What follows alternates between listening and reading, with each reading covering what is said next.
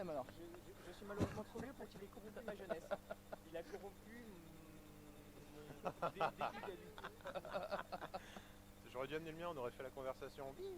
Ah non, mais les conversations, Ah, ça y j'ai est. déjà Ah non, mais fait. il y a Pikachu et un Chocobo. Voilà. Alors, j'ai déjà fait. Moi, j'arrive à tenir une conversation en Pikachu, mais les gens autour, ils comprennent pas. Je, Bizarre. je crois qu'Antoine est diabolique. Il n'y a pas d'autre mot. C'est bon, c'est bien. Bienvenue dans l'équipe. Vous êtes engagés. Ouais, alors, Avec succès. Mathieu, ça donne quoi? C'est Chargement en en cours. chargement. Je suis malheureusement trop vieux pour qu'il ait corrompu ma jeunesse. Un chat. Un chat? Ouais, C'est j'aurais- parfait. On a tout. On a Pikachu, un Chocobo et un chat. Je demande plus. J'aurais dû amener le mien, on aurait fait la conversation. Premier qui répond les femmes à moi, mais je ferai. Ah, c'est bon, on est en live. Alors, nous sommes en live, nous racontons des conneries. Tout va bien. Tout va bien. Ah, on est en live là. Oui, là c'est bon, on est live. C'est C'est parti. confirmé. Très bien. Bon, bah, donc, salut à tous. Bonjour à tous. Bonsoir même. Oui, oui. Voilà. Le soir, oui, se lève. Voilà. Le soir se lève ou se Le couche? soir se lève, Je sais bien pas. sûr, dans un bâtiment, c'est formidable. Ouais, on a des petits trous quand même, hein. On arrive à voir ce qu'il y a à l'extérieur. Alors, Alors, nous avons Mathieu qui arrive. Non, il se barre. Si, il arrive, voilà. Voilà. Ah, il, J'ai tout compris, j'énonce comme menace. Coucou la directe caméra. que si Ah, vous ne tweetez pas il installe un le lien bootloader, vers la là. live, je ne ferai pas de pub. Donc, voilà, la conférence commence. J'espère que la conférence précédente vous a plu parce que c'était vachement riche apparemment. Ils sont sortis de là avec le grand sourire, donc je pense que vous en avez bien profité. Donc maintenant on passe sur les conférences gaming. Donc le but, c'est, on a plusieurs personnes de différents horizons au niveau du jeu vidéo. Donc je vais les présenter rapidement. Donc nous avons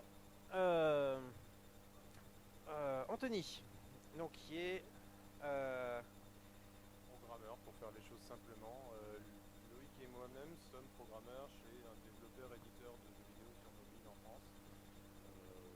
Pour résumer les choses très simplement. Voilà.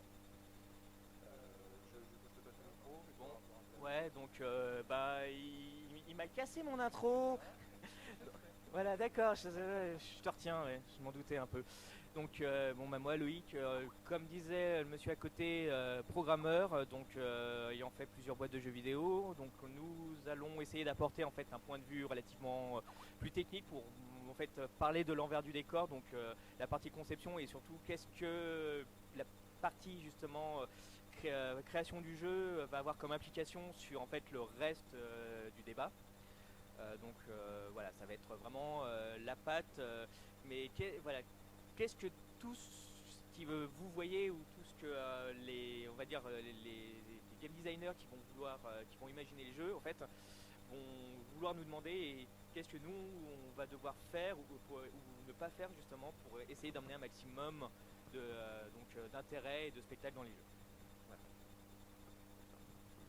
un problème de son encore. Est-ce qu'il y a un problème de son? En fait, on vous entend de façon séparée. De Ok. façon séparée. Donc faut parler plus fort. Ok, d'accord. Voilà, exactement. Voilà. Ouais, c'est le track du live. Il y a un public de une personne. Mais non, il y en a deux. On a battu les records. Toi qui nous regarde, c'est aimable. Donc, alors ensuite, en continuant sur la table, nous avons donc. À l'extrême gauche. Ah ouais, tu te défiles en fait, c'est ça. Non. Ah ouais, moins que la télé. Et puis moins que le portefeuille aussi. Voilà, exactement. Pourriture que. J'aurais dû venir en rouge. Bon, alors, trêve de plaisanterie, hein, parce qu'on en fait beaucoup autour de la table. Hein, Quoi Vous n'avez pas la représenté, putain. Ouais. Alors que sérieux c'est censé être très sérieux, hein, quand même. Alors, moi, je me présente.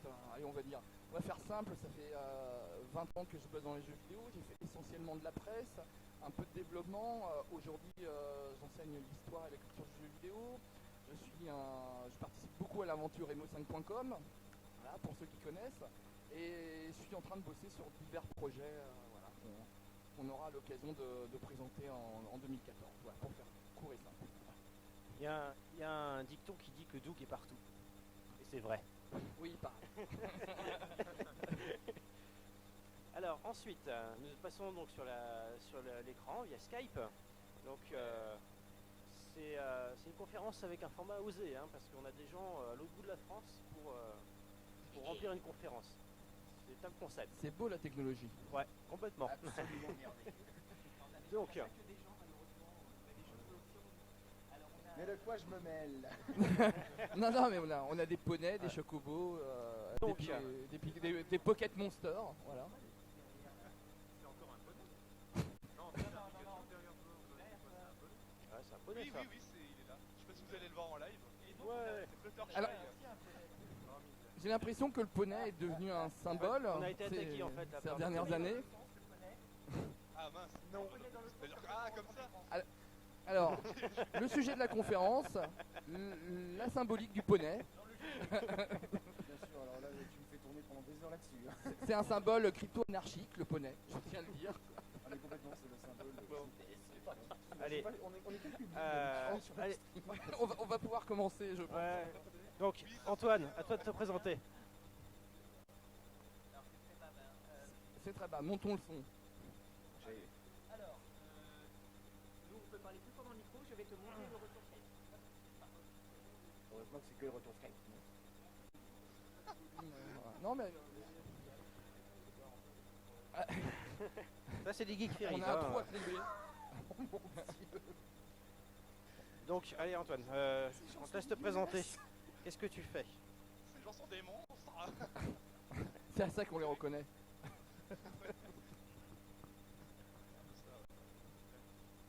Oh, c'est... Florine, là, par contre. On est que tous les deux. Ah non. Non, il y a du monde. Non. Ah oui, en fait, il y a 10 000 personnes qui nous entendent. Oh, ouais, bah ouais. Moi je suis perturbé par un joli buste qui est à ma droite. T'es pas le Une jolie premier à dire ça. plante aussi. Bon, allez, essayons d'être sérieux un petit peu. Donc, Antoine, à toi de te présenter. Qu'est-ce que tu fais? Ah, attends, j'entendais mon prénom. Ouais, qu'est-ce que tu fais? Présente-toi. Ah oui, oui. Alors oui, donc moi je m'appelle Antoine Cholet, je suis actuellement doctorant chercheur sur le jeu vidéo. Donc en fait, je fais une thèse, un doctorat si vous voulez, et je m'intéresse au MMORPG. Donc c'est vrai que j'ai travaillé aussi un peu dans le jeu vidéo en tant que chef de projet dans une société montpelliéraine. Et après je me suis dit pourquoi pas m'intéresser aux jeux vidéo, mais d'un point de vue recherche, critique scientifique et tout ça. Donc j'aurai un regard, on va dire, très axé recherche et développement scientifique du jeu vidéo. Voilà. Ok, bon, ça va être très bon parce que il y a vraiment ce côté sérieux, quelque chose de pas forcément connu par tout le monde. Tout à fait. Alors qu'il y a pas mal d'enjeux là-dedans et c'est quelque chose qui apparaît de plus en plus avec le temps qui passe. C'est Parce ça. que ouais, les petits jeunes qui jouent aux jeux vidéo ils finissent par atteindre des postes quand même à force. Hein. Ouais, voilà. Un petit peu. Hein. Salaud.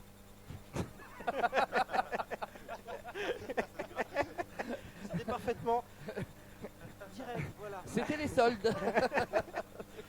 Bon alors, Boum. donc en parlant de ce genre de personnes, LR6, présente-toi. Eh bien, enchanté. Alors, Donc, non, il va c'est pas ça, te comparé présenter à tout tous de ces suite. messieurs. Ah ok, il a un problème technique. Non, juste tout petit message avant qu'il se présente.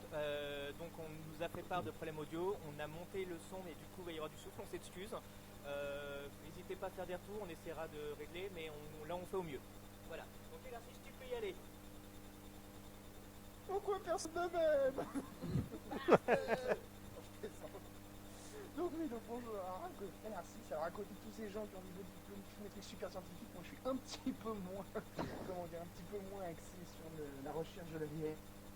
Je suis de Saint-Amand-du-Net et c'est vrai que donc youtubeurs, alors on peut très mal nous voir qualifiés de glandeurs qui jouent et qui postent leurs séances pour se faire de l'argent, mais au final, grand délireur de l'internet, présentateur de jeux divers et variés. Je ne fais pas que dans Minecraft, je le fais aussi dans des jeux qui souvent sont tapés dessus par certains, mais l'important c'est de défendre mes idées, donc youtubeur et LR6 avant tout. Voilà, je ne sais pas quoi dire, je n'ai rien préparé, c'est bien.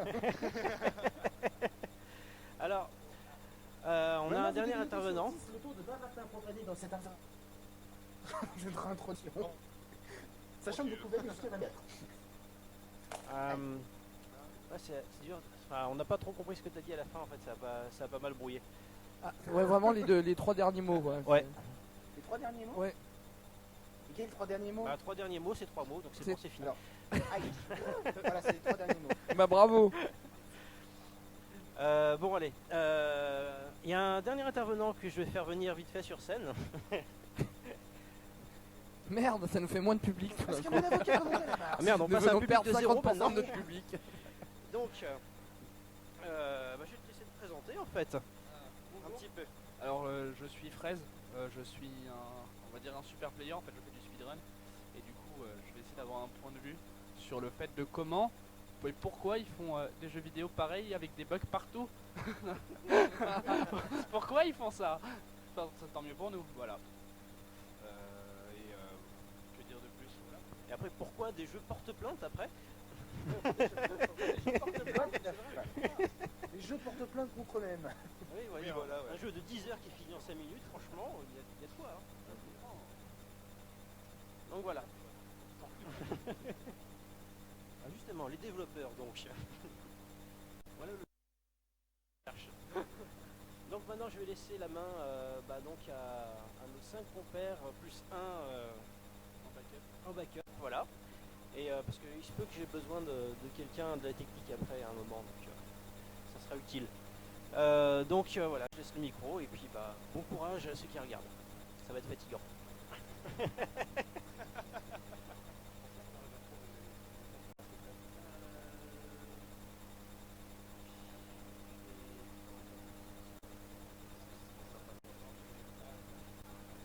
Ok, bon, on va peut-être juste attendre rapidement que tout le monde soit revenu. On s'excuse, hein, les aléas du direct, voilà. Alors peut-être essayer de parler du sujet. Ouais, de- tant qu'à faire. Voilà, alors d'après ce que j'ai compris, c'est jeux vidéo et spectacles. Oui. Voilà, alors moi personnellement, quand j'ai entendu le nom donc de la conférence, ce qui m'est venu à l'esprit, alors il faut savoir que bon, je suis pas programmeur, mais j'ai déjà travaillé sur Mais- des jeux, fait du ouais. consulting, Mais tu as une et- expérience en affaires. et je sais D'accord. comment on fait un jeu. Et quand je vois le nom de la conférence jeux vidéo et spectacle, en fait, ce qui me fait penser, c'est ça me fait vraiment penser en fait à l'aspect fun qu'on peut communiquer dans un jeu vidéo par le graphisme et les effets spéciaux. C'est-à-dire vraiment rendre des images qui ne sont pas possibles dans d'autres médias. Dans le jeu vidéo. Et ça, c'est intéressant pour moi dans le jeu vidéo parce que ça crée des nouvelles images, des nouveaux types d'animation qu'on ne peut faire qu'avec le jeu vidéo. Pour moi, c'est comme ça que je définirais le spectacle dans le jeu vidéo. C'est la première idée qui me vient à l'esprit. Voilà. Alors c'est marrant parce que moi quand on m'a dit jeux vidéo et spectacle, j'ai eu une approche beaucoup plus pragmatique du sujet. Je me suis dit immédiatement e-sport. Voilà, jeux vidéo, c'est- spectacle, bon bah voilà, une grande scène avec des finalistes et 270 000 spectateurs, bon bah voilà, moi je voyais immédiatement l'e-sport. Mais c'est vrai que du coup, bon on est parti dans deux directions totalement opposées, c'est bien à partir des mêmes mots. Mais je pense qu'on est là pour ça. Ce qui prouve que le casting a été bien fait. Voilà. Alors, des buts très très variés. Parce que moi, pour moi, clairement, lorsque j'ai essayé de mélanger jeux vidéo et spectacle, j'ai vu aussi un peu le côté, on va dire, grand cinéma et qu'on voit de plus en plus en fait aujourd'hui dans le jeu vidéo, qui est que voilà, les jeux vont être de plus en plus scriptés, cinématisés, avec des effets, ça pète dans tous les sens et ça devient du grand spectacle. C'est quelque chose qu'on voit. Et donc il y a le premier point et le deuxième point, c'est ça rapprocherait un peu de l'e-sport aussi, c'est quel spectacle peut donner un joueur en fait à quelqu'un qui verrait sa partie. Donc tout ce qui est super play et tout ce qui est voilà e-sports. Alors, avant de rebondir sur ta formulation du fait qu'il y a de plus en plus d'effets spéciaux, que c'est de plus en plus scripté et de plus en plus scénarisé, je vais raconter une petite anecdote d'un gars qui jouait à Metal Gear Solid, le tout dernier, sur Twitch. Et sur Twitch, en fait, qui est une plateforme de stream un peu croissante, ils ont mis en place un système qui fait que si tu ne joues pas à un jeu vidéo, il y a des cops qui se promènent sur le chat, sur les lives, qui vérifient que tu es bien en train de jouer à un jeu vidéo. Et si tu n'es pas en train de jouer à un jeu vidéo, ils coupent le stream. Et donc le streamer a eu un mal fou à me prouver qu'il était en train de jouer à un jeu vidéo, il n'est pas en train de regarder un film, tellement le nombre de cutscenes était imposant. C'était assez amusant à voir. Alors, voilà. Pas mal. Alors en ce qui me concerne, si je dis que les jeux sont de plus en plus scriptés et cinématisés, alors c'est pas une question de critique vis-à-vis de l'évolution du jeu ou autre, ou c'est pas dans ce sens-là, c'est plutôt dans le sens qu'aujourd'hui la technique permet de faire de plus en plus de choses qui permettent en fait visuellement de tendre justement à ce côté grand spectacle qu'on avait depuis déjà quelques temps dans le cinéma. C'était plus dans ce sens-là. Même si c'est vrai que le cas de Metal Gear me fait bien marrer, surtout sur le 2, je l'ai bien ressenti cet effet-là. Oui, on se rappelle tous des passages de Metal Gear Solid 2 où tu regardais davantage le jeu que tu n'y jouais. Ouais. Pour 10 minutes de jeu, tu avais 30 minutes de cinématique. Un truc comme ça. À un moment, c'était... Bref. Il fallait voir son copain pendant ce temps-là, tranquille. Pas de contrôle, rien. Et puis c'est vrai que si on parle jeux vidéo et cinéma, il faut rappeler maintenant que certains budgets dans la réalisation de certains jeux vidéo est supérieur à celui des films. Là, j'ai sorti un chiffre, le développement de GTA V par exemple a coûté 150 millions d'euros. Pour vous donner une comparaison, c'est le film X-Men, il a coûté 120 millions. Donc, le jeu vidéo coûte plus cher maintenant à produire que les films. Bah, le vrai prix de GTA V est dur à définir. Oui, c'est une approximation. Voilà, ce qui donne, c'est à peu près entre 137 et 158 millions de dollars, donc c'est énorme. Alors quand tu dis à peu près 150 millions, on ne parle que du coup de production ou marketing inclus? Que production, il n'y a pas de on est d'accord, la promotion du jeu en elle-même a coûté encore plus cher que ça. Le double. Donc voilà, effectivement de nos jours c'est très régulier avec un titre dit triple A, c'est-à-dire les jeux majeurs auxquels vous jouez sur les consoles dernière génération, que les budgets de production explosent facilement ceux des gros films du cinéma, ouais, sans problème. Et on se fera davantage peur en disant que ces jeux sont extrêmement rentables. C'est-à-dire qu'ils C'est rapportent exactement nettement ça, plus en que ce qu'ils plus. coûtent. Exactement. Tout à fait, et même en fait le budget marketing va déterminer le temps de rentabilité presque plus que le budget qui va avoir été mis dans la prod. Ah bah ça. Ouais, ça c'est sûr. Bah, toujours en restant un peu sur les chiffres, parce que voilà, on parle de chiffres. Je sais pas si les auditeurs le savent, mais l'industrie du jeu vidéo elle a quand même un certain poids en termes de chiffre d'affaires. Alors c'est un chiffre qui est issu de l'agence française du jeu vidéo. C'est 66 milliards quand même de chiffre mondial en 2013. C'est quand même pas mal, alors qu'en 2012 on était à 60 milliards. Et il y a certains économistes qui pensent qu'en 2016 il y aura 80 milliards de chiffre d'affaires du jeu vidéo. Voilà. Quand même... Donc non seulement c'est vertigineux, mais ça continue encore de grimper. Ça. Exactement. Alors, au niveau des chiffres, ça continue de grimper, mais il faut. Moi, je vais relativiser un peu, c'est que ça grimpe essentiellement parce qu'il y a eu des nouvelles plateformes et des nouveaux types de jeux vidéo. Le retail, par exemple, ne fait que baisser depuis 2009. Donc, c'est vraiment un marché du jeu vidéo qui est en train de muter. Ça, c'est important. Par contre, pour en revenir au spectacle et donc au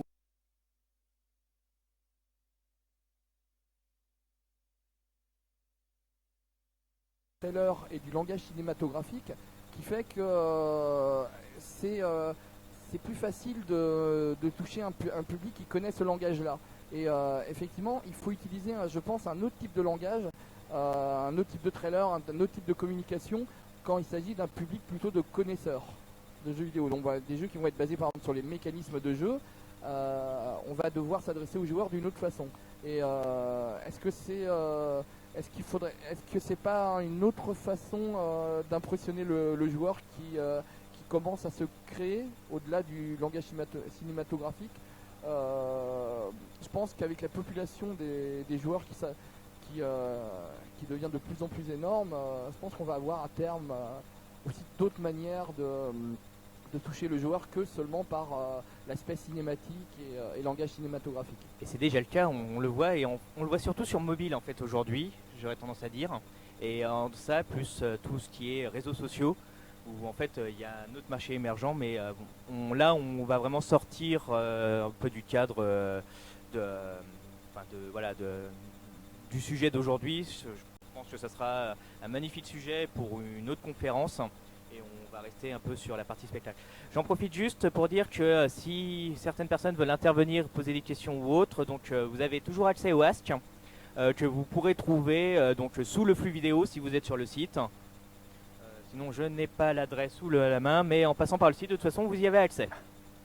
Voilà. N'hésitez pas à nous poser des questions, même des questions qui vous viennent à l'esprit, pas forcément dans le thème, mais si possible dans le thème.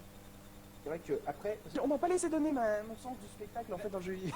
Ah, c'est vrai parce que tu j'avais n'as même pas ça comme répondu. Metal Gear Solid. Bah vas-y, vas-y, vas-y. Je voulais enchaîner. J'étais planqué au con. Donc en fait, je voulais dire, ouais, bah personnellement, donc ma notion du spectacle en fait rejoint un petit peu la vôtre. C'est vrai qu'il faut quand même, il y a une extrémité, il y a un récepteur qui va comment dire boire le contenu du jeu vidéo et recevoir la dose de spectacle dans ses mirettes. Et c'est vrai qu'à toutes les étapes, que ce soit donc lors de la création, lors du marketing, lors de tout ce qui est trailer, cinématique. D'ailleurs, les éditeurs de jeux vidéo font souvent emploi de scénaristes qui ont été connus dans le monde du cinéma pour leurs scénarios de jeux vidéo et pour leurs cinématiques. C'est vrai qu'au-delà de ça, en fait, il y a surtout aussi, quand quelqu'un regarde une partie, le spectacle sur celui qui joue. Alors, Là, on revient sur les parties de Superplay et d'e-sport. Pardon, Christian ? Je dis là, on revient sur les parties de Superplay, d'e-sports ou de Voilà, c'est ça. voilà. De ceux qui jouent. Alors c'est vrai qu'il y a les e-sports où donc on sera plutôt épaté par la performance ou par l'originalité d'une stratégie dans un jeu stratégique ou dans un certain dose de réflexe et de mémoire dans les speedruns. Et c'est vrai qu'au-delà, il y a aussi, pour ma part, une sorte de forme de spectacle que j'ai construit au fur et à mesure de mes vidéos sur Internet, qui est le retour personnel, le fait de montrer sa propre personnalité et de montrer des réactions par rapport au jeu qui sont uniques et qui font que quand quelqu'un regarde une vidéo, ne pas seulement regarder le jeu en lui-même, dire bon bah j'ai regardé du SimCity, qu'est-ce qu'il y a sur SimCity, mais regarder celui-là j'aime beaucoup quand il fait sur SimCity parce que j'aime bien sa façon de faire ça, j'aime bien sa façon de réagir, il a un bon humour, il est dynamique, etc. Et c'est vrai que maintenant, autant sur YouTube on peut avoir des walkthroughs, des playthroughs Attention au piège. entièrement silencieux, comme c'était à une époque où les vidéastes montraient les jeux de A à Z sans en dire un mot, et c'est vrai que ça montrait une forme de solution. Autant maintenant, on a pratiquement autant de façons de jouer à un jeu qu'il y a de youtubeurs. Et c'est vrai que au spectacle du jeu et à la personnalité du jeu s'ajoute celle du youtubeur, ce qui peut faire une forme de distinction et de valeur ajoutée par rapport au contenu du jeu. Voilà. Alors, moi je tenais à... T'as vu cette belle argumentation? Oui, non, mais, C'est beau. Non, mais C'est beau, complètement c'est vrai. émouvu. C'est complètement vrai. Et c'est quelque chose qu'on aurait pu vraiment prévoir. Parce que, en fait, c'est quelque chose qui existe déjà dans le domaine des autres arts. On peut très bien, pour écouter une musique classique qu'on adore, aller sortir son CD ou son MP3 et l'écouter, ou aller voir un pianiste donc jouer cette musique. Et le pianiste ajoutera sa dose de personnalité justement dans le morceau. Et ça, c'est exactement ce qu'on a dans le jeu vidéo quand on voit quelqu'un d'autre jouer. Et on se dit, mais moi, j'aurais jamais fait des choses comme ça. Et pourtant, c'est le même jeu, et c'est le même but, et c'est le même mécanisme. Donc, c'est un nouveau regard sur la même. Finalement, c'est pas étonnant en fait. Et avec maintenant qu'on a la technologie pour pouvoir le montrer à un grand nombre de joueurs qui sont les plus à même de comprendre ce que tu fais dans le flux en temps réel, le live. Donc il y a forcément la création d'un public et création de joueurs qui vont jouer avec leur personnalité. Alors ça paraissait ça me paraissait un peu dément, mais quand on y réfléchit ne serait-ce que 3 secondes, en fait c'est vraiment évident. C'est même presque super cohérent. J'ai même envie de dire de tout temps. C'est vrai que, enfin de tout temps, tous les jeux depuis un moment, enfin depuis presque le début, chacun peut jouer à sa manière et ça se ressent et ça peut donner des trucs qui vont même juste au-delà de ce que les concepteurs ont pu imaginer. Et c'est vrai que du coup le joueur qui va apporter sa patte va même aller plus loin que ce que les concepteurs auraient pu imaginer et ça peut donner des résultats qui sont parfois grandioses. C'est ce que j'étudie dans ma thèse justement, tout ça. Ça me permet de rebondir sur ce que tu dis. Moi c'est vrai que ma définition du spectacle, comme vous l'avez tout un peu donné, moi elle était vraiment différente parce que c'était vraiment le jeu vidéo se donne en spectacle. Et là on parlait tout à l'heure des façons de jouer, etc. Moi ce que je peux dire, je pourrais donner plein d'exemples si vous voulez, si vous êtes friand, c'est différents usages du jeu vidéo dans la vie d'aujourd'hui en fait. Il est plus réservé à la sphère, on va dire, du divertissement.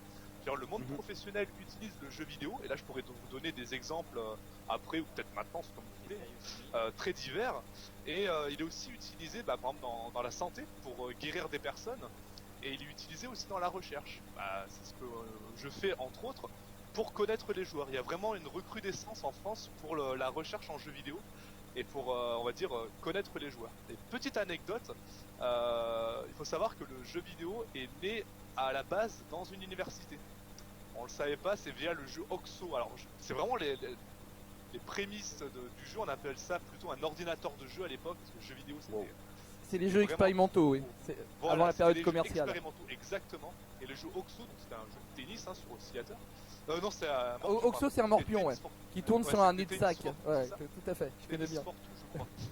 C'était des étudiants qui avaient fait ça pour montrer leur capacité à programmer et à jouer. En fait, c'était des petites expériences scientifiques. Oui, c'est né de la recherche en fait le jeu vidéo.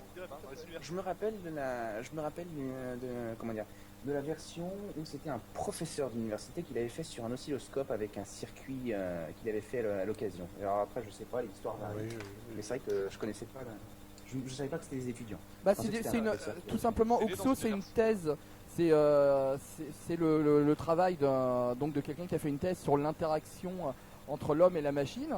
Et il a fait un morpion, voilà, sur un nez de sac et un ordinateur anglais de labo de recherche. Et ça, c'est un des premiers jeux expérimentaux de l'histoire de l'humanité, jouable avec un ordinateur et un visuel. Donc un jeu vidéo pour moi. Oui, voilà. Tout simplement, ouais. On revient à la définition littérale. Oui, petit à petit.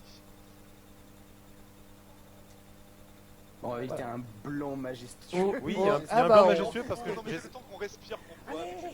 Non, mais il y a un blanc parce que j'essaye depuis tout à l'heure désespérément d'avoir un retour de questions sur AskFM. Les usages, justement, sur les nouveaux usages du jeu vidéo. On peut penser, et là je m'adresse un peu aux plus jeunes d'entre nous, ceux qui ont moins de 15 ans, c'est que eux ils voient le jeu vidéo vraiment comme on va dire une technologie de divertissement. Pour eux, c'est je m'assois devant mon PC ou sur mon canapé, je prends ma manette et je joue. Mais c'est vrai que le jeu vidéo maintenant on l'utilise pour d'autres buts. Alors j'en ai donné quelques-uns tout à l'heure, mais là je vais vous en donner un autre, les pathologies. Par exemple, il y a des jeux qui sont basés sur la réflexion, comme Tetris.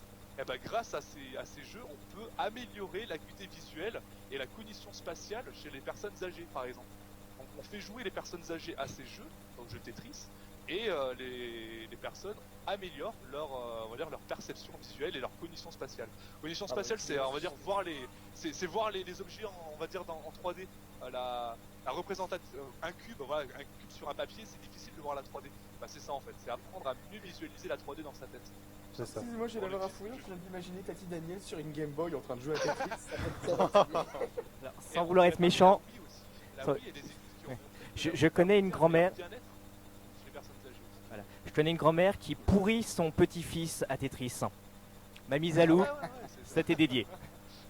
Tiens, t'apprendras à moi. Ah non mais elle est géniale. Sinon oui, dans le domaine des jeux, on a voilà, je reviens souvent sur les mêmes exemples, mais c'est des jeux que j'ai beaucoup suivis et que j'apprécie pas mal. On peut parler d'exemples.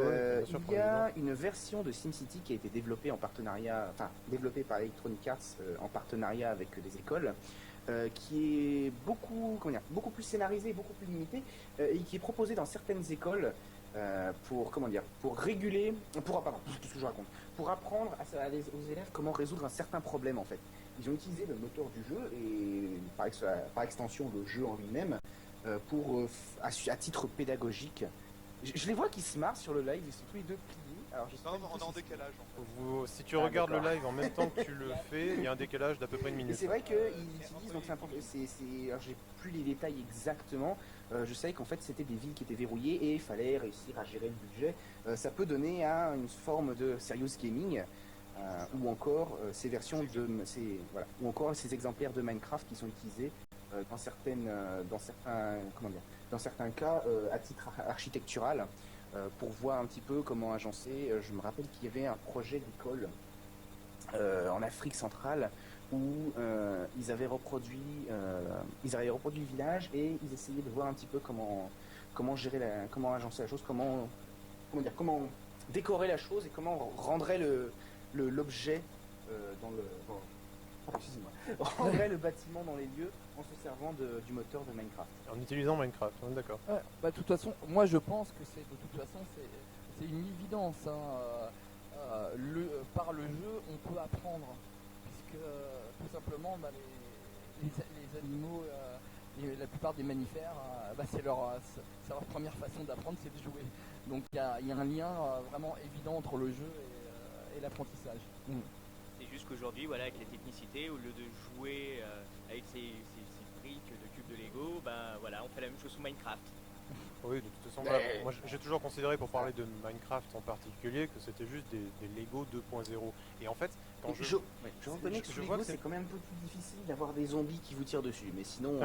Bon, mettons les zombies à part. Mais alors, moi, la première impression que j'ai eue de Minecraft, en tout cas, c'était ça. C'était un Lego 2.0. Et quand je vois des gamins qui jouent aujourd'hui à Minecraft, je m'aperçois que c'est encore plus que ça pour eux, en tout cas. Et je m'aperçois qu'on n'y joue pas du tout de la même façon, eux et moi. Moi, je regarde des gosses de 12 ans jouer à Minecraft. Et je les vois faire quelque chose qui m'impressionne, enfin, qui m'étonne toujours. C'est-à-dire que quand ils ne jouent pas à Minecraft, ils regardent des vidéos sur YouTube de Minecraft. Et quand ils jouent à Minecraft, ils sont sur Skype avec des personnes qu'ils ne connaissent pas forcément, qui leur parlent de Minecraft et qui leur apprennent des choses sur le jeu. Et Ce qui est bien, voilà. c'est que là, on se recentre sur le sujet, sur le spectacle, donc du coup, bah, là, on a un bon point. En quoi Minecraft peut apporter du spectacle. Donc, je pense qu'on peut essayer de partir là-dessus. Comme ça, on recentre en même temps le débat. Oui, il faudrait recentrer le. Oui, parce que là, on le était un débat, peu hors c'est clair. sujet. On a fait un peu d'histoire du jeu vidéo, c'est bien, on a parlé. non, mais c'est jamais inutile. Hein. Oula. Alors, ouais, non, voilà, là il faut. Pas tous en même temps, s'il vous Il plaît. faut recentrer. Donc, de quoi on pourrait parler au niveau spectacle. Moi, tout à l'heure, bon, on a parlé donc de tout l'aspect en fait cinématographique, donc du budget qui est mis dedans. Moi personnellement, ce que je voulais dire au niveau, moi le spectacle pour moi c'est vraiment ce que peut apporter le jeu vidéo. Et quand je pense au mot spectacle, c'est pas forcément des trailers ou des cinématiques qui ressemblent à du film.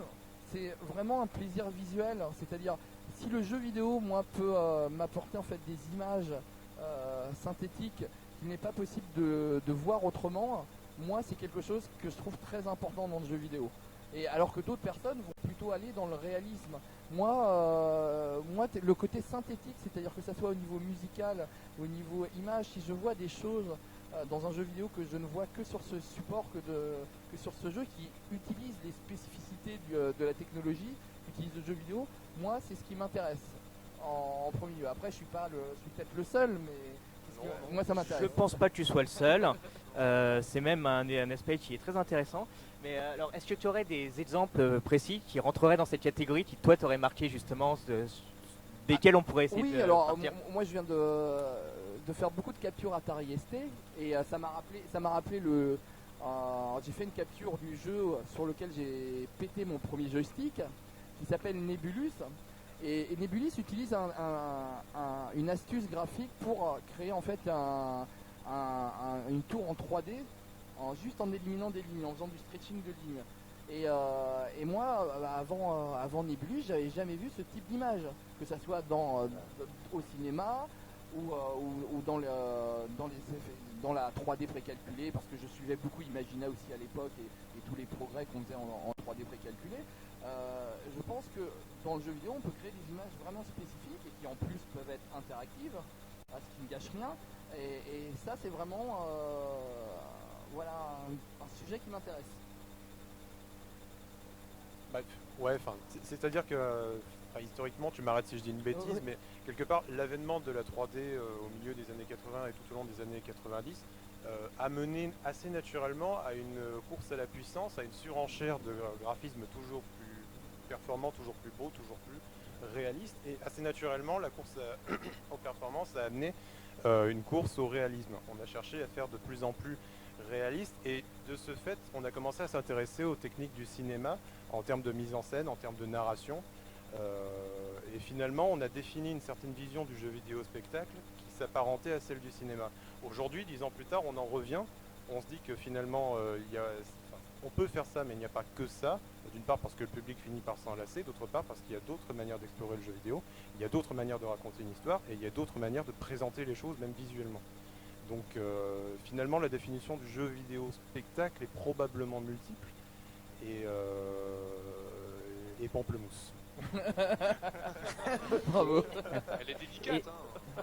Et Non, j'étais parti sur un truc et je l'ai perdu, ça me reviendra. il a paumé son cerveau, c'est pas grave, ça lui arrive tout le temps. Mais c'est vrai que on voit de plus en plus de... Continue, vas-y. Quoi, tu veux réagir, c'est ça? Non, c'est bon, vas-y. Vas-y, T'as ok. dit ta ligne avant moi. Oui, bah, c'est vrai que donc, ce que j'allais dire, c'est tout comme on a de plus en plus de jeux qui vont pousser l'hyperréalisme, mais qu'on va voir surtout dans les gros blockbusters, je trouve que c'est du côté plutôt presque des marchés indépendants qu'on va trouver justement tous ces jeux un peu intimistes, mais qui ont énormément en fait à apporter sur le plan, on va dire plus cinématographique dans le sens artistique. Voilà, tout à fait. Bah, je suis tout à fait d'accord parce qu'en fait, alors moi je vais vous citer une petite anecdote qui date du début des années 2000, voire fin 99, où beaucoup de personnes dans l'industrie, il y avait beaucoup de monde qui était d'accord dans les hautes pointes de l'industrie du jeu vidéo, qui se disaient tous, bah, maintenant la 2D c'est fini. Voilà, donc on va faire que de la 3D, et maintenant ça va être Pixar, ça va être des équipes de 200 personnes. Et bon, heureusement, l'évolution a prouvé qu'ils avaient faux. On peut pas, et c'est le danger du jeu vidéo, c'est de n'aller que, de ne prendre qu'un chemin. Et effectivement, prendre le chemin du photoréalisme et du langage cinématographique, c'est dévalider tout un autre univers, une façon de faire, et un univers qu'on pourrait créer qui est complètement différent. Encore un autre exemple, quand j'ai vu Fez sortir, et ne serait-ce que l'aspect technique, c'est-à-dire Fez, quand je l'ai vu la première fois, j'ai vu le monde 2D qui se transforme en 3D, je me suis dit, waouh, ça me rappelle Grandia, quoi. Ça me rappelle donc un soft de 96-97, et ça, avoir ce type d'image, ça m'a ébloui. De rester devant mon écran aussi bluffé que si on m'avait montré le dernier effet spécial du dernier film de Tom Cruise. Voilà. Voilà. C'est tout à fait, c'est exactement, enfin un peu de choses près ce que je voulais dire. Merci d'ailleurs de m'avoir volé ma ligne, je l'ai laissé parler, puis toi t'as repris, merci, sympa. Merde alors. De parole, c'est sympa, merci, je reviendrai plus. Non, en fait, je voulais préciser que c'est vrai que c'est une observation que je fais très souvent. Les jeux qui font exprès d'être pixelisés, exprès d'être en 2D et d'avoir un certain aspect rétro, vieillissent tellement moins et tellement mieux que les jeux récents qui font toujours en 3D, et la surenchère surtout justement au photoréalisme, puisque la découverte de nouvelles technologies, le développement de nouvelles technologies, l'augmentation des performances des ordinateurs, le plus en plus de... Excusez-moi, j'ai failli m'étrangler. Le plus en plus de temps accordé au développement de jeux, au graphisme somptueux dans le temps, fait que les hits d'il y a 3 ans sont considérés comme moches aujourd'hui, enfin moches par le consommateur de base. Et c'est vrai que, sans vexer le consommateur de base bien sûr, mais c'est vrai qu'il y a, il y a du plus élitiste au plus casual, une courbe qui fait que plus on est élitiste, moins on a tendance à trouver un jeu ancien moche. Alors, je sais pas si vous partagez cet avis. Ouais, mais j'ai un super exemple à te donner. Regarde ce qui se passe actuellement avec Tomb Raider. Tomb Raider qui est sorti il y a quelques mois, il commence à communiquer sur le fait que la version PS4 est plus belle. Donc le truc qui est sorti avec le top de la technologie il y a quelques mois, c'est déjà vieux pour eux. C'est même tellement vieux qu'il change carrément le modèle. Il nous change Lara. Ce sera plus le même personnage. Mais c'est vrai que par rapport à avant on était surtout sur une course, on va dire, au graphisme. Je veux dire, dans les années 90 et au début des années 2000, c'était l'éditeur qui faisait le jeu le plus beau, etc. Maintenant, on en arrive à le jeu se différencie par son gameplay, quoi. Je veux dire, au niveau de la technologie, c'est beau maintenant. On n'a plus des trucs moches comme du passage de la 2D à la 3D où il y avait des immondices, quoi. Je peux me permettre de nuancer ton propos. En fait, nuance. beaucoup de gens disent qu'il y a une transition entre la 2D et la 3D quand on découvrait les technologies. Je dirais qu'en fait, il y a toujours eu une transition, puisque à l'époque, des jeux comme GoldenEye était considéré comme sublime, absolument incroyable, c'est extraordinaire, c'est le jeu le plus beau Ah du oui. monde. C'est vrai que maintenant on regarde, on rigole, c'est oh mon dieu, les yeux sont Mais c'est moche. heureusement on est sorti, les jeux sont plus jolis maintenant. Alors autant il y a quand même certains caps qui ont été passés, on n'en est plus aux objets en 3D sur un plan parce qu'on savait pas faire de relief, mais on est toujours à un stade du oh il y a 5 ans c'était moche. Alors c'est vrai que dire qu'il y a eu une transition et quand on est sorti c'est un petit peu c'est ne pas prendre suffisamment de recul à mon sens, puisque de toute façon les jeux d'antan seront toujours plus moches que les jeux d'aujourd'hui et les jeux de demain seront toujours plus prometteurs. Sauf que de toute façon le consommateur se plaindra toujours sur le côté économique, mais ça c'est sortir du sujet. Mais c'est vrai que comparé à des jeux qui sont toujours en phase de transition, oh mais tu te rends compte comment est-ce qu'on faisait sans les ombres dynamiques avant, maintenant c'est tellement beau on peut plus aller loin, et là t'en as un qui te sort des ombres dynamiques colorées, oh mon dieu c'est magnifique. C'est toujours l'innovation de plus qui fait que c'est somptueux, comment ça pouvait être aussi moche avant. Et c'est vrai que la 2D par contre de son côté elle s'en sort très bien, c'est bonjour je sors mon jeu 2D pixelisé, c'est un hit, tout le monde l'achète, c'est formidable, c'est le meilleur jeu C'est du le monde, gameplay qui fait je la reste dans différence. la scène indépendante. Bah, en fait, le public de connaisseurs, pour lui, ça a été toujours le gameplay qui compte avant tout. Le graphisme, c'est une façon de vendre, c'est-à-dire tu vas flatter l'œil du futur consommateur pour qu'il s'intéresse à ton jeu. Donc, effectivement, je pense que le truc le plus simple et qui demande le plus de puissance, c'est d'aller vers le photoréalisme. Ce qui va se passer, c'est qu'au niveau des technologies, la course au photoréalisme va s'arrêter entre 2017 et 2020. On atteindra un rapport puissance résolution d'écran qui sera optimal. C'est comme dans le domaine de la peinture, au bout d'un moment on va abandonner le réalisme pour faire plus original, hein. Ça arrivera, c'est juste une question de temps, hein. Et à mon avis, ça arrivera très vite lorsqu'on voit par exemple Apple qui nous sort ses écrans Retina avec le pixel qui est plus petit que ce que ton œil peut voir. À mon avis, on l'atteint très bientôt. Oui, tout à fait. Alors, On nous dit de parler plus fort. oui, Bon, voilà. D'une part, on nous dit de parler plus fort. D'autre part, on reçoit une question sur AskFM qui est pertinente et qui correspond avec ce qu'on est en train de dire. Je cite la question. Le réalisme dans le jeu vidéo est-il une position d'infériorité par rapport au réel qui mène toujours à une désuétude ? Le réalisme n'est-il pas la preuve d'une absence de style et donc d'unicité ? Alors la question pose un exemple. Si un jeu comme World of Warcraft, par exemple, au style cartoonesque, avait misé sur des graphismes réalistes, aurait-il eu le même succès ? Alors, la première. Vous avez 2 heures. Voilà, séparons. Alors, le problème de cette question, c'est qu'elle est en deux parties, effectivement. C'est ça. Si World of Warcraft serait sorti avec des graphismes réalistes, est-ce que ça aurait changé le jeu? Alors, déjà, bon, à l'époque, c'était pas possible, mais on va se dire, voilà. On va supposer que c'est réaliste. Je pense que oui, il aurait eu le même succès. Je pense que dans World of Warcraft, c'est un peu secondaire les graphismes. Après, tu peux très bien faire du graphisme super réaliste et déconner autant dans le jeu, hein. Bon, après, ça peut passer moins bien. Et Voilà. je ne suis pas d'accord. Je ne suis pas d'accord et je vais dire pourquoi. Parce que, enfin, en prenant cet exemple précis, je trouve que World of Warcraft est un jeu qui appartient à une licence qui était déjà établie à son époque. Une licence qui avait elle-même établi une certaine direction artistique, une certaine cohérence, sa propre représentation de la réalité. Donc quelque part, briser ces règles-là, je pense, aurait déçu les fans et n'aurait pas forcément oui. convaincu les autres. Si on suppose à côté de ça que dans la foulée, ils avaient maintenu un certain design par rapport au jeu précédent, on sait jamais, voilà, ils vont essayer de revenir. Je pense que World of Warcraft en fait a apporté au moment où il est arrivé un certain renouveau dans le monde du MMO, et je suis pas sûr qu'en fait le changement de style aurait beaucoup apporté parce qu'il n'a pas apporté que ça. Après, si c'était concentré sur la partie graphique au détriment du reste, parce qu'ils auraient pas bossé autant sur qu'ils ont fait sur tout ce qui est gameplay, parce que c'est là où ils ont apporté un certain renouveau, on va dire, par rapport à l'existant à cette période, surtout dans la facilité du jeu.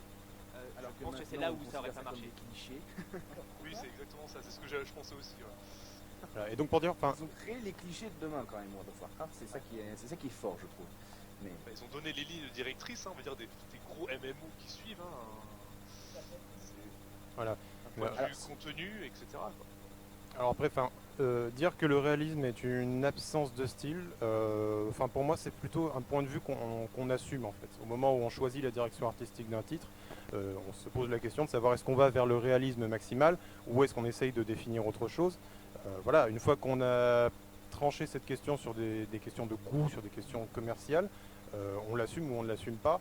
Et je ne suis pas certain de pouvoir dire quel point de vue est supérieur à l'autre. Ce qui est sûr, c'est que historiquement, quand on a commencé à faire de la 3D, on a poussé vers le réalisme parce qu'on s'est dit, voilà, on a une technologie qui permet d'être réaliste, voyons jusqu'où on peut aller avec. Aujourd'hui, on se dit qu'artistiquement, on a le choix. Et voilà, et à partir du moment où on a le choix, c'est A ou B. Alors, si je peux, oui, pardon. En fait, je voulais rajouter une expérience personnelle. Alors, il faut savoir en fait que je suis un énorme fan de City Builders. Nous sommes deux. Jeu de création de ville, donc pour ceux qui ne connaissent pas.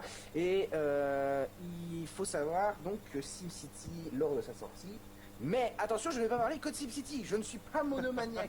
Attention, hein. SimCity, lors de la sortie des premiers trailers où on montrait le contenu du jeu, les gens hurlaient au meurtre de la série parce que vous avez pris des designs complètement cartoon, c'est super moche, ça va être terrible. Bon, alors les problèmes n'étaient pas du tout dans le design complètement cartoon puisqu'ils ont réussi quand même à avoir une patte graphique qui donnait une idée de réalisme tout en gardant quelque chose d'un univers très coloré, complètement esthétisé. Alors pour qu'on soit précis, tu parles là du SimCity de l'année dernière, c'est ça? Ça m'a rappelé ma découverte d'un autre City Builders qui s'appelle Cities XL et qui pour moi a été une déception des plus totales, alors que Cities XL proposait exactement ce que ne propose pas le dernier SimCity, c'était de faire des villes gigantesques et avec un réalisme incroyable. Alors j'ai été absolument déçu par Cities XL parce que quand j'y ai joué les graphismes à fond, je précise, les graphismes étaient réalistes et j'ai dit c'est moche, c'est vraiment terrible, c'est terne, c'est terrible moche, oui c'est un super mot que j'ai inventé, c'est terne, c'est gris, c'est immonde, c'est pas intéressant, on a l'impression de regarder une espèce de statue figée avec vaguement des voitures qui se promènent, alors que dans SimCity, un jeu réputé où les cartes minuscules quoi, c'est à peine on fait 4 pâtés de maison. On s'y amuse comme c'est pas permis parce que l'ambiance graphique donnée par le jeu en fait un jeu tout à fait contemplatif où on n'a pas d'ultra réalisme, on a un aspect cartoon où n'a pas été une propriété de la série puisque dans l'opus précédent on pouvait faire des villes assez grandes avec des bâtiments plus lisses, même s'ils gardaient quand même une certaine touche quoi. La série a toujours eu sa propre touche cartoon mais vraiment pas trop. Donc le réalisme n'était pas là et pourtant le fun y était, alors qu'un jeu qui se vantait d'être nettement plus réaliste et beaucoup plus sur le niveau de la taille, pour moi a été d'un ennui total.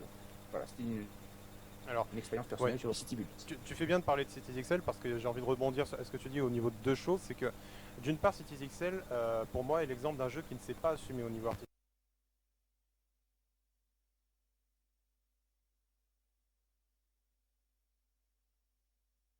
Donc, à mon sens, effectivement, la tronche des voitures et je crois que je peux confirmer. voilà, Oui, et je surtout me des rappelle, piétons. moi. Donc, effectivement, pour moi, Cities XL est l'exemple d'une direction artistique qui ne s'assume pas. Donc voilà, ce que j'en retiens surtout, c'est que réalisme ou pas réalisme, au final, c'est les artistes qui choisissent, mais que la cohérence soit maintenue, respectée et assumée jusqu'au bout. Oui, j'avais envie de parler, j'ai un peu perdu le fil de la discussion. Historiquement, voilà, alors il faut savoir que quand on parle rétro gaming d'habitude, c'est très naïf comme les périodes sont un peu distinctes, mais on parle de la période 8-16 bits 2D, puis après on passe en 3D avec la PlayStation, la N64 et tout ça. Dans le monde de l'informatique, en fait, c'est beaucoup plus nuancé.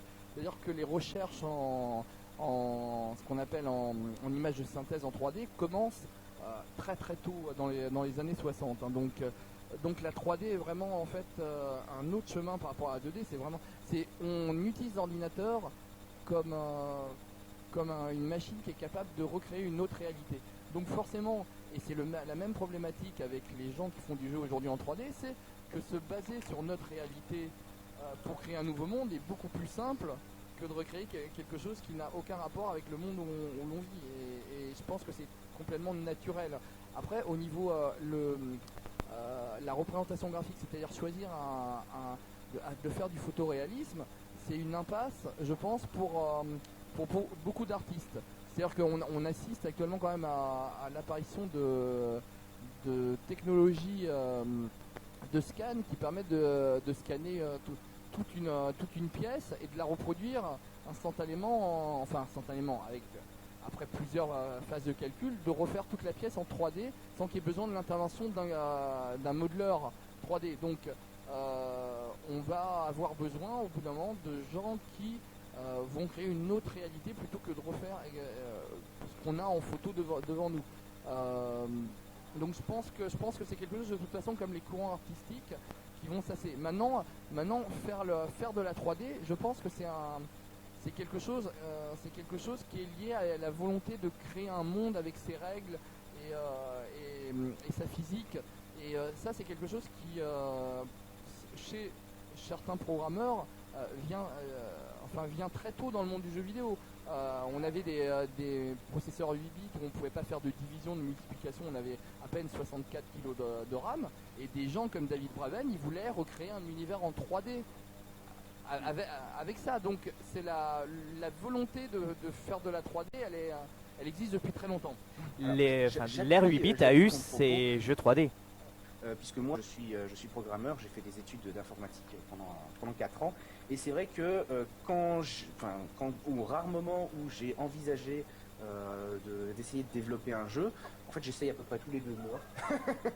J'essaie tous les 2 mois, je commence à programmer un moteur, je me dis c'est sympa, et puis après je mets en pause, je change de langage, et 2 mois plus tard j'essaye dans le nouveau langage. Donc du coup, mais j'en apprends des tonnes, et c'est extrêmement amusant. Et c'est vrai que moi je ne conçois pas faire de jeux en 3D qui ne soit pas pour vraiment raconter un univers et donner aux joueurs l'occasion de s'immiscer dans un univers particulier plutôt que de se servir de la 3D juste comme d'une bête dimension supplémentaire. C'est vrai que par rapport à la 2D, à quelques très rares exceptions que je considère personnellement, par exemple FaZe, qui est au final un jeu qui est intégralement en 3D malgré l'aspect 2D. Donc oui, je considère que la 3D en fait a cet aspect qu'elle permet justement de mieux représenter des univers et de mieux donner l'impression de les visiter et d'un sentiment d'évasion qui est sans doute plus fort que la 2D.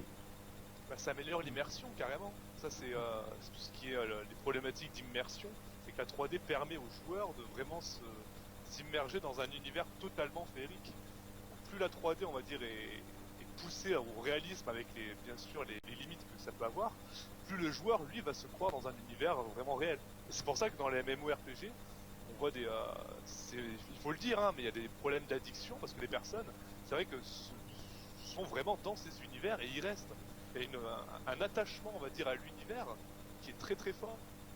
Alors c'est un lien vraiment pas sentimental mais une personne qui s'investit énormément dans un jeu, c'est parce que voilà il connaît chaque univers, il connaît chaque map, il connaît chaque recoin, et il y reviendra.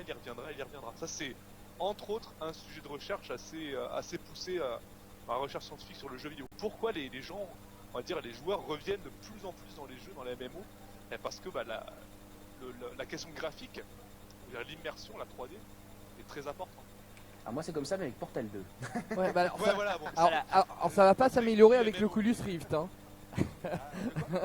Pour l'Oculus, nous vous inviterons plus tard ce soir. L'Oculus Rift, oui, c'est aussi un autre. Enfin, je sais pas si on peut en parler maintenant, mais c'est vrai que l'Oculus Rift.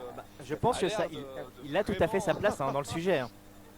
C'est vrai que l'Oculus apporte une nouvelle dimension et en termes de spectacle pour le joueur, justement, je trouve qu'il apporte énormément. J'ai pu tester plusieurs démos d'Oculus, donc on en a même quelques-uns et je sais que plus tard dans la soirée il va y avoir des démos sur le flux gaming. Le flux gaming. Si vous passez par le flux gaming à partir de 22h, vous verrez énormément de démos qui touchent à Oculus Rift puisqu'on en a ici 2 modèles, donc on va s'amuser avec et on pourra vous montrer ce que ça donne en termes de réalisme et d'immersion. Très clairement. Et en ce qui me concerne, je trouve que les plus immersifs, c'est pas forcément les plus réalistes ou même, j'aurais tendance à dire les plus poussés. Mais il y a des jeux, voilà, il y en a qui t'apportent en fait un sentiment alors que tu fais pas grand chose. Je pense à la démo de la fête foraine du Grand 8. Elle est géniale d'un point de vue immersion et spectacle. Et pourtant, c'est qu'une démo. Et le joueur fait, pour ainsi dire, rien, mais C'est un ride, c'est un ride. c'est un ride. Mais Le rail, dans sa définition, c'est vraiment un rail visuel. voilà, et l'éléphant est aussi bon dans ce niveau-là. Alors, je voudrais rajouter quelque chose sur la 3D, puisqu'on est en plus en train de parler d'Oculus Rift. Alors j'ai 2 programmeurs à côté de moi, donc je vais me faire taper. Mais je sais que chez les programmeurs, comme tout le monde et tous les corps de métier, il y a des profils psychologiques particuliers. Et moi j'ai quand même beaucoup de programmeurs que j'ai rencontrés qui sont intéressés pour faire de la 3D, les moteurs 3D. Il y a quelque part un processus créatif chez eux qui pourrait s'apparenter, je pourrais appeler ça la maladie du monde. Ah pardon, il a Voilà. pas encore dit ce truc. Excuse-moi. Non, voilà, c'est être le créateur d'un monde, voilà, c'est quand même, c'est quand même quelque chose. Non, mais c'est quand même quelque chose d'assez extraordinaire, quoi, que permet l'informatique aujourd'hui et créer les règles physiques, comment le monde va être géré. Moi, je pense que quand même c'était un fantasme de beaucoup de programmeurs au début du jeu vidéo. Et je tiens à dire que cet homme a parfaitement raison, malheureusement. Mais en même temps, je me revois un paquet d'années en arrière, quand à l'époque où la 3D, j'avais beaucoup de mal. Attends. Pardon, j'ai coupé quelqu'un, non? J'ai entendu Oui, parler en fond. Alors, parle fort, hein, c'est Ouais. tout. Oui, parce qu'on t'entend pas beaucoup en fait. Ok, alors je finis juste pour rebondir. Donc il parlait de ce sentiment de créateur, de maître du monde. Je pense qu'à l'époque où la 3D était pas aussi poussée, en 2D on l'avait déjà, mais peut-être moins, mais je me revois à l'époque où j'essayais d'imaginer des RPG 2D un peu poussés en ayant un CPC d'entre les mains. Qu'est-ce que j'étais fou. Bien entendu, je n'y suis jamais arrivé. Mais c'est vrai que du coup la 3D, je pense, a ouvert beaucoup plus les yeux parce qu'il est quand même plus facile pour quelqu'un de s'imaginer un univers 3D parce que c'est quelque chose qu'on a sous les yeux et c'est quelque chose auquel on est plus habitué. Voilà, donc je te rends la main. Alors voilà, je voulais rajouter un petit peu de sel. Alors c'est vrai que moi j'ai conservé un assez médiocre souvenir de mes cours de français au lycée. Oui, alors ça n'a aucun rapport, ou presque. C'est le presque qui compte dans cette phrase. Mais je me rappelle particulièrement de mon professeur qui m'expliquait un courant littéraire qui s'agissait du réalisme, je crois, qui consistait majoritairement en un exercice de pensée où alors que certains qui s'y connaissent en lettres me corrigent bien sûr si je me trompe, mais où il s'agissait en fait d'avoir une graine, un cas initial, une situation avec un personnage particulier qu'ils définissaient et d'imaginer eux-mêmes ce que le personnage deviendrait largué dans un univers aux règles définies.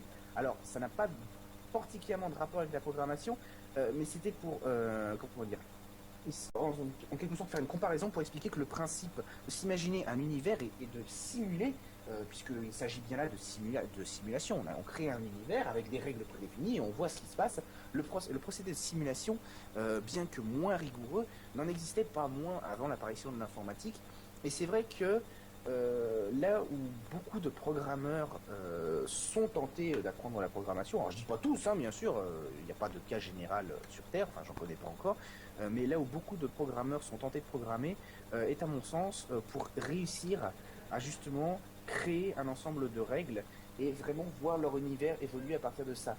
On a vu ça avec Wainwright qui a donc créé la série des Sims et ainsi beaucoup d'autres jeux qui étaient passionnés par l'idée de pouvoir vraiment définir un ensemble de règles avec lesquelles le joueur pouvait interagir pour proposer un univers tout à fait cohérent qui obéissait à ces règles mais en y ajoutant un petit peu son grain de sel. On proposera d'ailleurs Simurf qui est un jeu de gestion de planètes à l'échelle entière avec une composante évolutive de tectonique des plaques, de climatologie, qui était gérée par un moteur qui était quand même plutôt puissant, alors que le jeu lui-même était uniquement en 2D et consistait juste en une carte sur laquelle on voyait des données. Donc c'est vrai que la 3D n'a fait qu'amplifier ce phénomène, mais je pense qu'il existait quand même déjà bien avant, en parallèle des univers scénarisés de type RPG, qui étaient bien sûr en 2D à l'époque. Oui. Blanc. J'ai fini. Non, effectivement, après c'est une question de pourcentage, ça dépend aussi du rapport du programmeur à l'image, ça dépend de vraiment plein de choses. Après il y a des programmeurs qui sont complètement qui sont pas dans ce trip-là, mais qui sont plutôt dans le trip performance. Ils adorent résoudre des problèmes et donc ils se mettent au service d'une équipe qui crée un jeu vidéo. Il y a vraiment différents profils psychologiques. Bien sûr, voilà, donc on parle bien sûr des programmeurs du monde du jeu vidéo, parce que je sais très bien qu'il y a des programmeurs qui ne Oui. sont absolument pas tentés par ce domaine. Exactement. D'ailleurs, c'est mon cas, genre les 2 tiers du temps où je me dis non, le jeu vidéo c'est pas pour moi, je le fais juste en tant que hobby pour apprendre comment ça marche. Blanc magistral. Voilà, non. Est-ce qu'on avait fini de répondre déjà à cette question, monsieur Ouais, on prend ouais. Ouais. Ouais. Si on pouvait alors essayer de repartir, donc on a parlé de l'aspect technique, l'aspect un peu visuel. On n'a pas parlé de l'aspect e-sport. Hein. Voilà. C'est bien.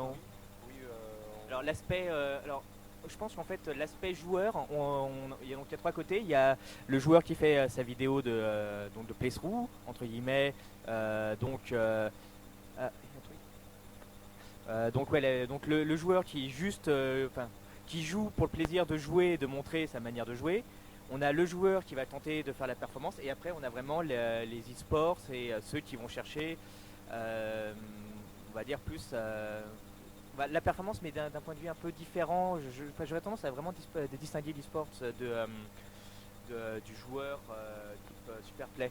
Mais je pense qu'on peut commencer par parler le côté j'ai envie d'apporter ma patte et de scénariser, puisque Elarsis, c'est un peu ton domaine. Alors pardon, excuse-moi, je suis complètement paumé là. Mon domaine de quoi, excuse-moi. Je disais, on recentrait sur le côté l'aspect spectacle, mais dans l'aspect diffusion. Donc bien sûr. voilà. Donc j'étais dans l'aspect narration, je comprenais dans ton sens narration. Donc je me Non. disais, mais quoi, qu'est-ce qu'il y a? De quoi il est pas? Oui, alors en fait dans l'aspect diffusion, alors le spectacle, j'ai déjà exposé mon avis un petit peu plus tôt. C'est vrai que le fait de pouvoir accompagner un éventuel viewer, parce que c'est vrai que d'ailleurs je vais argumenter, je vais ajouter des arguments à mon avis d'avant, et je vais même ajouter des données. C'est vrai qu'il n'y a pas seulement l'aspect personnalité du streamer et du diffuseur à ajouter au jeu. Il y a aussi une optique d'accompagnement du viewer. Alors on va faire des termes super pédagogues, j'ai fait 10 ans de psychologie, pédiatre, etc. Il y a quand même une dimension d'accompagnement du viewer qui va chercher la plupart du temps à se sentir proche de celui qui diffuse le jeu. Alors il y en a qui y arrivent plus ou moins bien, ça dépend aussi des affinités, mais c'est vrai que au niveau spectacle, il y a toute une façon de se faire remarquer. Alors c'est vrai qu'il y en a qui arrivent à se faire remarquer juste par eux-mêmes, juste par eux seuls. C'est bon, il me suffit que je dise un mot, paf, tout le monde est... La foule est en feu, ils se barrent, je dis de la merde, c'est pour ça, adieu, au revoir. non, pardon. Il y a un souci technique la derrière, mais foule est rien en à voir. délire avec un seul mot prononcé. Et c'est vrai qu'il y en a qui ça demande un petit peu plus de boulot parce que leur personnalité, n'est sublimée qu'avec un petit peu d'apparat. Alors je dirais que c'est à moitié mon cas puisque je me suis fait connaître surtout parce que j'avais la capacité de monter mes vidéos et de rajouter un petit peu à mon air un petit peu déjanté général, souvent des montages assez amusants qui m'accompagnaient. Donc c'est vrai qu'on a une façon d'accompagner le viewer par notre méthode de narration, parce que la narration du jeu, on peut très bien la faire à la roleplay. Je connais vraiment très peu de gens sur YouTube qui font des jeux vidéo en se prenant entièrement dans le jeu, en faisant comme s'ils étaient le personnage et en ne mentionnant pas la vraie vie. J'en ai connu un qui faisait ça sur Minecraft, mais je crois qu'il a arrêté maintenant. Il est de retour de temps en temps, mais enfin il a définitivement arrêté, je crois. Par contre, il y a une façon de s'adresser aux viewers. Alors il y en a qui vont faire le viewer, c'est mon propre proche, salut, j'espère que tu vas bien, je t'accompagne, c'est une vidéo, c'est ce jeu, regarde, on le fait ensemble, je te fais ça pour te faire plaisir. Il y en a qui sont un petit peu plus, j'espère que vous avez partagé mon opinion sur le jeu, je vais commenter ça, on va voir ce que ça donne, et puis vous me direz ce que vous en pensez dans les commentaires. Donc il y a une forme d'interaction différente. Et il y en a qui sont un petit peu moins, il y en a qui font, je fais ma vidéo sur le jeu, j'explique ce que je fais, et je suis pas forcément dans l'accompagnement du viewer. Je sais pas, j'ai pas encore fait d'études, mais je pense que ceux qui ont tendance à plus interagir avec les viewers, ou à leur parler un peu plus, plutôt que de juste commenter, ont peut-être plus de chances de soulever un intérêt et je pense que ça peut ça peut être compris dans la dimension du spectacle, le côté interactif que propose le jeu vidéo, qui est reporté à la diffusion de la vidéo sur le jeu vidéo. Parce que autant au cinéma, c'est complètement, moi je trouve complètement débile. Je trouverais complètement débile d'aller au cinéma, de se filmer en train de regarder le film et puis de diffuser la vidéo sur YouTube si on n'avait pas ces problèmes de copyright. J'essaie d'imaginer le cas. Oh là là, ce cliffhanger, je m'y attendais pas du tout. C'est vrai qu'il y a une forme d'interactivité étrange. Alors je sais pas, ça pourrait peut-être marcher, mais je trouve que ça se transpose tellement mieux au niveau du jeu vidéo où on a une forme d'interactivité entre le jeu vidéo et le joueur. Et cette interactivité qui se retranspose entre le streamer et le viewer. Donc du coup, je dirais, peut-être, on pourrait se hasarder à supposer que le viewer a une impression inconsciente ou intrinsèque de jouer au jeu lui-même par le biais du viewer. Soit c'est profond. C'est très profond. Alors, soit une impression de jouer, ou alors une impression aussi. Il y a un côté aussi voir des choses auxquelles le joueur n'aurait pas pensé, parce que lorsqu'on va voir un film, le scénario il est tout écrit. Voilà, les séquences elles sont chronométrées. Tu vas voir le film 3 fois, il va se passer la même chose. Hein. C'est pas parce que tu vas voir le film. Je repense à un vieil exemple que certains se souviendront peut-être, l'époque de Titanic, où certains allaient voir le film 26 fois. C'est pas au bout de la 26e fois que le bateau il coulera pas. Hein. Alors, c'est Voilà. bien fait chier quand même. Hein. Voilà. C'était trop bien. Ouais, ça a bien passé du tout le voyage. Voilà. Et c'est vrai que je pense que là où il y a un plus, hein, c'est justement apporter ce côté. Je vais vous montrer comment moi je joue et je vais vous apporter une touche et quelque chose auquel vous n'aurez pas pensé parce que je suis juste pas vous quoi. Alors, on me fait noter que pour le roleplay immersif, il y a Jean-Paul Bourg sur Skyrim. Et on me dit de ne pas rigoler parce que c'est pas trop mal. Alors, Ok. je jetterai un œil, je note l'adresse de la chaîne, je l'envoie sur Skype. Non mais c'est assez fascinant de voir comment le jeu vidéo peut être détourné et interprété de manière différente, le gameplay émergent, enfin il y a vraiment plein de choses. On m'en aurait parlé il y a 15 ans, j'aurais eu du mal à y croire et en fait aujourd'hui ça paraît tellement évident. Je pense qu'Internet a permis pas mal d'expérimentation dans le jeu vidéo et c'est super intéressant. Bon, Ça, c'est je clair profite que pour le interrompre, Internet désolé. permet beaucoup plus Euh, de que dans les MMO. Ouais. Si j'ai coupé la parole, pardon. Ouais. Voilà. En fait, on récupère un petit peu du retard qu'on a. Donc, la conférence gaming passe sur le channel Twitch de la Gaming Force. Donc, dans 2 minutes, le temps d'activer les boutons. Sur le flux principal, on va commencer la séance d'hypnose de Fraise. Et c'est lui qui fait l'hypnose. Hein. Oh, cool. Voilà. Et donc, et la conférence déménage donc sur le Twitch de la Gaming Force. Donc, à tout de suite et dans 2-3 minutes. Voilà. Donc ceux que ça intéresse de nous écouter raconter des conneries, vous passez sur le flux de la Gaming Force, flux numéro 7. Merci. Des conneries ou pas, parce qu'il y a Oui, encore non, beaucoup de choses non, intéressantes il et se dit- intelligentes. Il se dit des choses intéressantes et intelligentes. D'ailleurs, je vais rebondir à ce que tu disais à propos du cinéma, parce que je trouve que c'est intéressant. Dans le monde du cinéma, on accepte que l'interactivité est absente, et malgré tout, on parle de spectacle. Tout le monde est d'accord pour dire que le